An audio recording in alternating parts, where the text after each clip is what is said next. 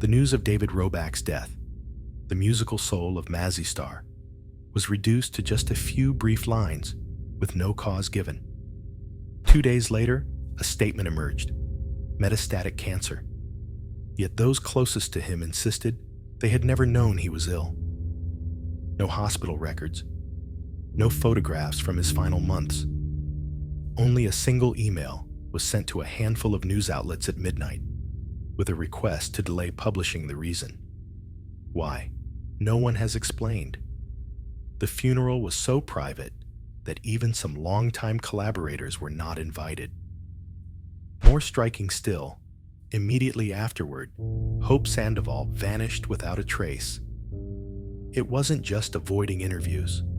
She disappeared from all schedules, canceling every public engagement. No one knew where she was or who was with her. A band once loved by millions ended not with a farewell tour or a final song, but with an emptiness, scattered fragments, and unanswered questions. What was kept hidden? And in those final days, what really happened? Chapter 1. From two separate childhoods to a near miss. Los Angeles, late in the 1960s. A city drenched in sunlight, bordered by the blue of the Pacific, its streets alive with noise. But there were also its quieter, shadowed corners, places where music spilled from cheap radios, mixing with the sound of traffic and the smell of exhaust. In a cramped working-class home, Hope Sandoval grew up in a large Mexican-American family. Her mother worked shifts. Her father was often away. From an early age, Hope was quiet, withdrawn. She would slip away to her room, turn on the radio, and listen to folk records for hours, a private world she shared with no one. At school, friends said Hope never volunteered to sing in front of the class, but once her bedroom door was closed, she would hum to herself softly. A music teacher once recalled, "Her voice was so beautiful, I wanted everyone to hear it." But she turned away, hiding her face. No one knew that. A few years earlier, she and David had almost crossed paths in the same small music club. David, then playing guitar for a fledgling indie band, was on stage. Hope, there with a friend, had simply come to listen. But fate wasn't ready. They left at different times, neither aware the other had been there. Just a few neighborhoods away, David Roback was also coming of age. Unlike Hope, he wasn't afraid to perform, but he didn't care for crowds. His brother remembered that David would disappear for days, returning with mysterious tapes recorded in tiny bars no one could find on a map. He loved guitar and art, but even as a boy, he gravitated towards solitude. An old friend recalled, once, David skipped a music competition to wander through a cemetery. He said it was quieter there. Hope and David had never met, but they shared something in common, a deep aversion to the spotlight. They disliked attention, shunned personal questions. Years later, when he was well known, David would say, "I don't believe in the cult of personality. The music should speak for itself."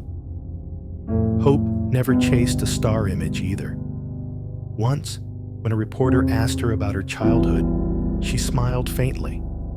"There's nothing to tell." But was that the truth? Or just a way to keep it all to herself? In those years, both were searching for their own voices. One through whispered songs in a darkened room, the other through lonely guitar lines echoing in the city night.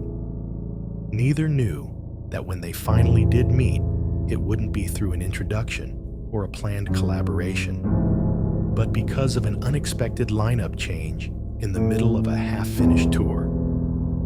Chapter 2. An unexpected substitution that created Mazzy Star. In 1989, midway through a tour with the band Opal, the lead singer walked away. No notice, no explanation. There were still shows left on the calendar, contracts already signed, and David Roback, then the band's guitarist and principal songwriter, needed a replacement voice. Immediately. A friend suggested, "I know a girl.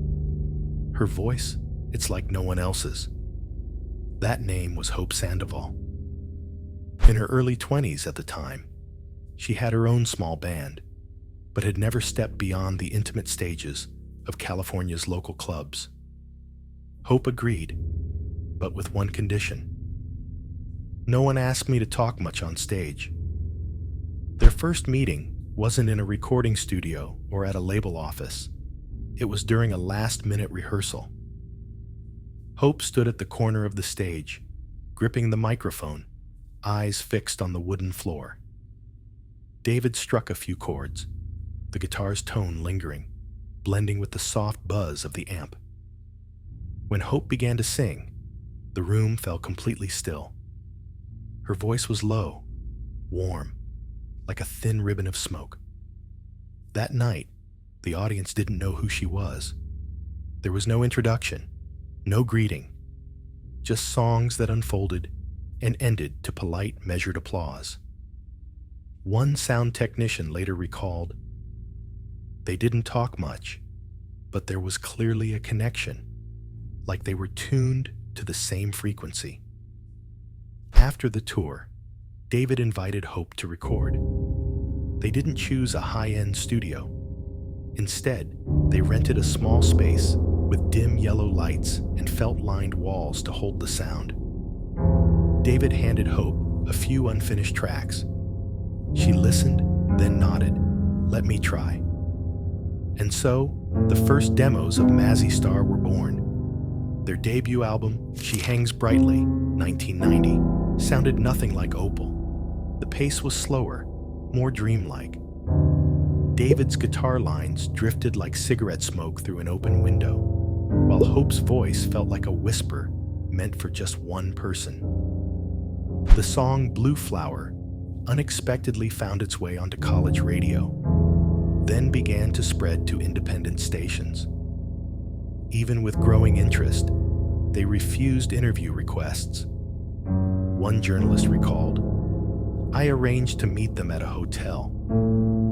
When I arrived, David had left a cassette tape on the table and vanished. No note, nothing."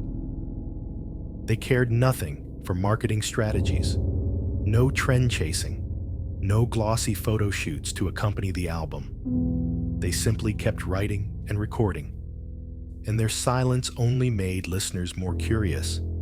Still, some in the industry were baffled. One label employee asked, if they want to succeed, why avoid every opportunity? But for David and Hope, success wasn't about the size of the audience.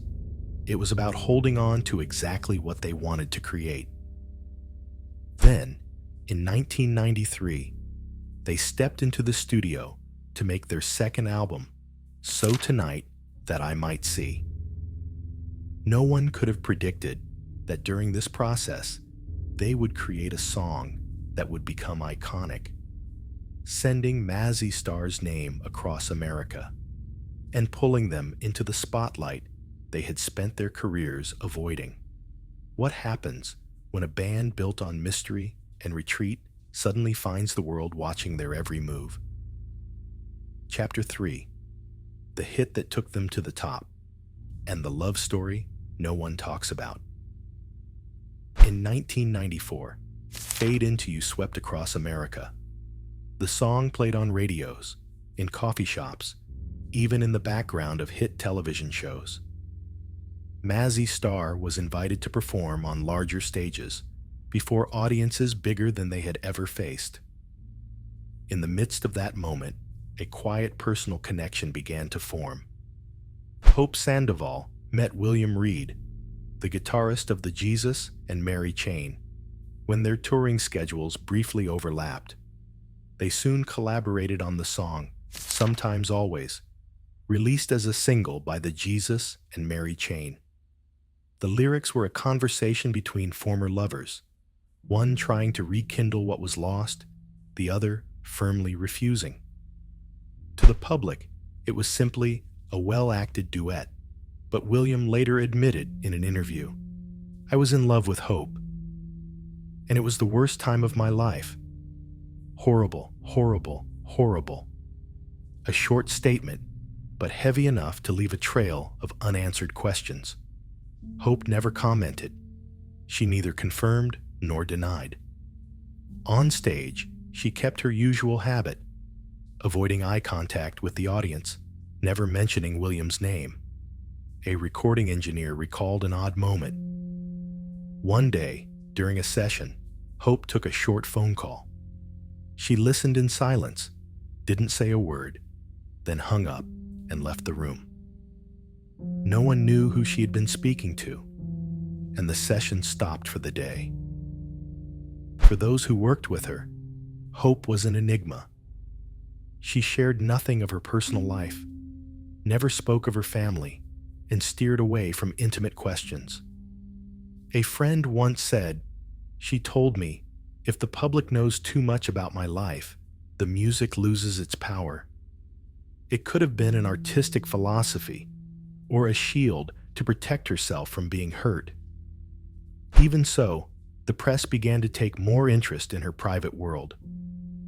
A music magazine ran a feature titled Hope Sandoval, the Shy Star, accompanied by a photograph of her leaving a hotel alone at midnight. No one knew where she was going. No one followed her steps. Her silence eventually caused her relationship with William Reed to fade from public view. Sometimes always remained alive in the memories of fans, but the story behind it was buried, leaving only scattered fragments from secondhand accounts or fleeting moments in the studio. When asked about the song, David Roback merely smiled and said, "That's their story." Nothing more. Perhaps he knew more than anyone, but chose to remain silent. Behind the scenes, personal tensions sometimes bled into the work.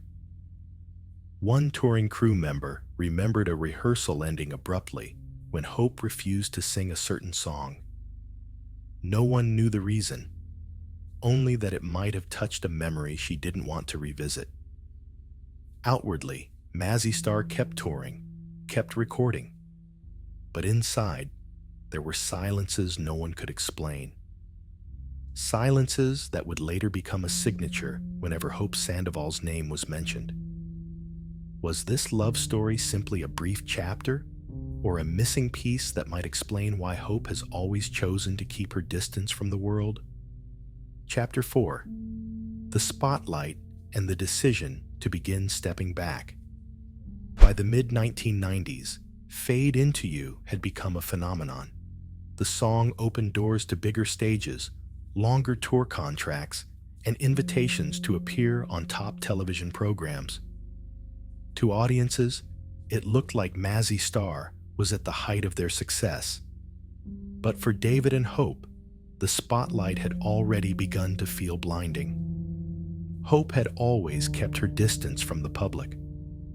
She often sang with her eyes closed, sometimes turning her back to the audience.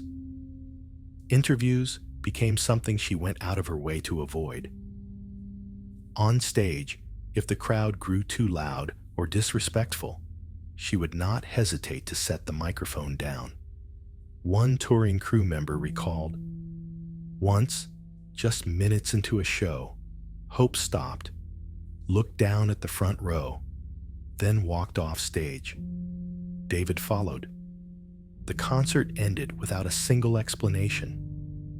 Meanwhile, pressure from the record label was mounting. They wanted more accessible songs, produced faster. They wanted Mazzy Star to capitalize on the success of Fade Into You and climb even higher on the charts. David refused. He believed their music needed time, and that rushing the process would destroy what made Mazzy Star unique. A friend in the industry remembered David saying, "If this keeps up, I'll disappear." It may have sounded like a joke, but those close to him knew it was a warning. David didn't belong at after-show parties or networking dinners with producers.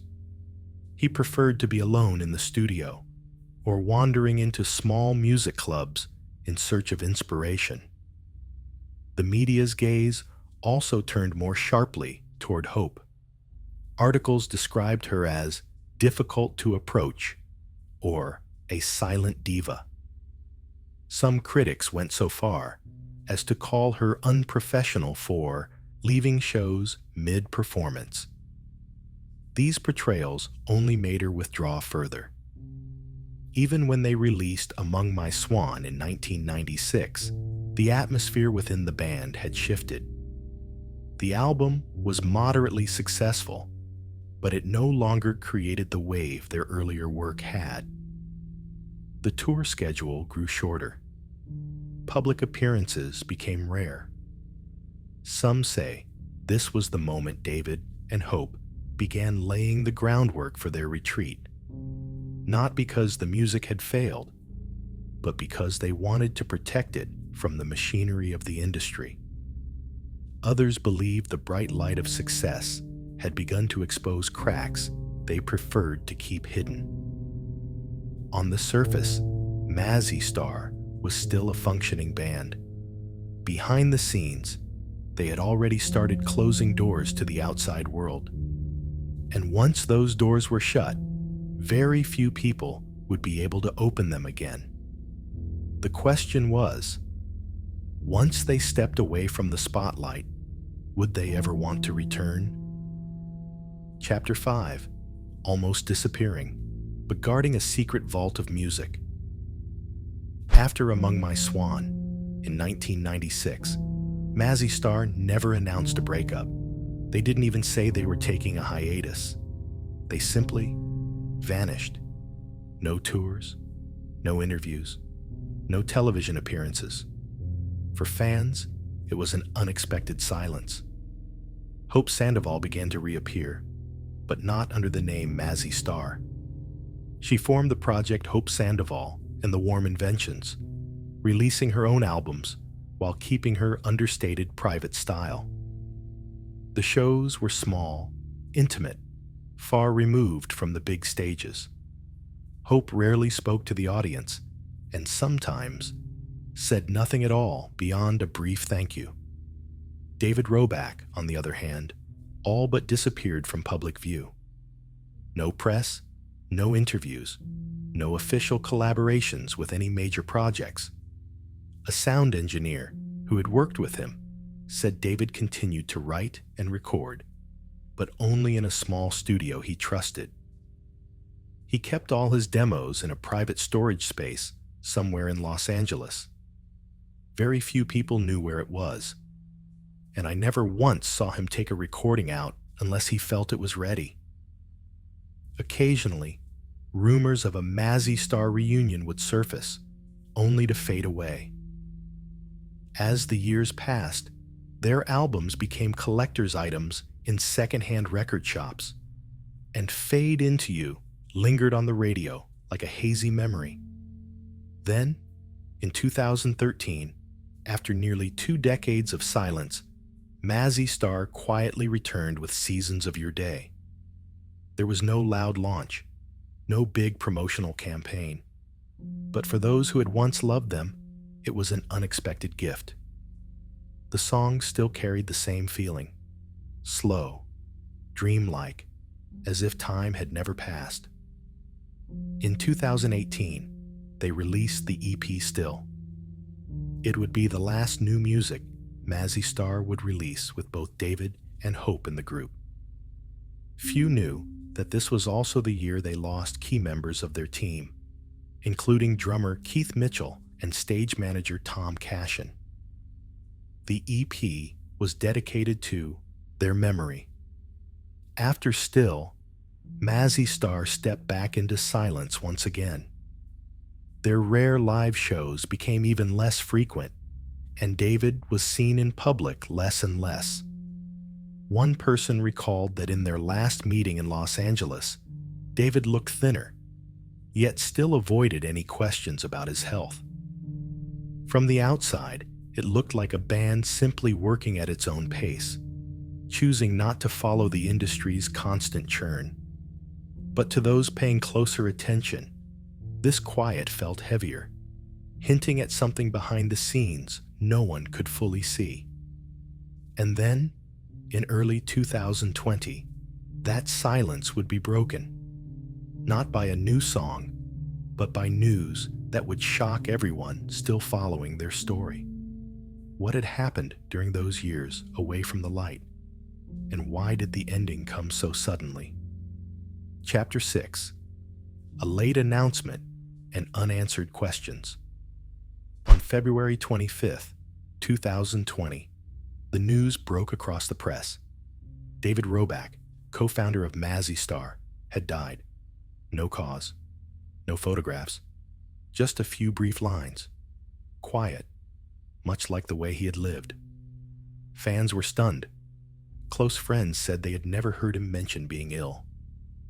No one knew he was sick. 2 days later, more details emerged. David's mother confirmed he had died of metastatic cancer at his home in Los Angeles on February 24th. The explanation eased some of the uncertainty, but raised another question. Why was the news delayed?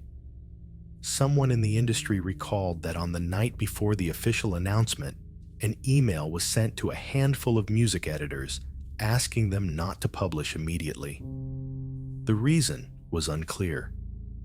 Perhaps it was to give the family private time, but others suspected there was something not yet ready to be revealed. The Los Angeles Times wrote, "Even those closest to him didn't know he was living with cancer. How could an illness like that be kept completely secret? And why would David want it that way?" Hope Sandoval remained silent. She sent only a short statement through her representative, saying she was deeply saddened. Then she disappeared from all public activity. The funeral was small, with no media presence. One attendee said, "Fade Into You" played from a small speaker. No speeches, no shared memories. It ended quickly. For many, it was simply David staying true to his private nature until the very end. But others felt the layered silence and delayed announcement were like a curtain, concealing something deeper. Perhaps it was nothing more than a desire for privacy. Or perhaps it was a story not yet ready to be told. What is certain is that the stillness surrounding David Roback's death was as mysterious as the music he left behind. And when the shock of the news faded, the question remained: what truly happened in his final days? Epilogue: a legacy that endures and a void that cannot be filled. What truly happened in David Roback's final days? Perhaps no one beyond his family and a few close friends will ever know. And maybe that is exactly how he wanted it. Whatever the truth, his music remains. Mazzy Star never released many albums, yet each recording carried its own distinct world. Fade Into You still drifts across radio waves, appears in films, television series, and even in the playlists of listeners who never lived through the 1990s. Hope Sandoval remains, following her familiar path: silence. From time to time, someone claims to have seen her in a small cafe in California. No one dares to approach.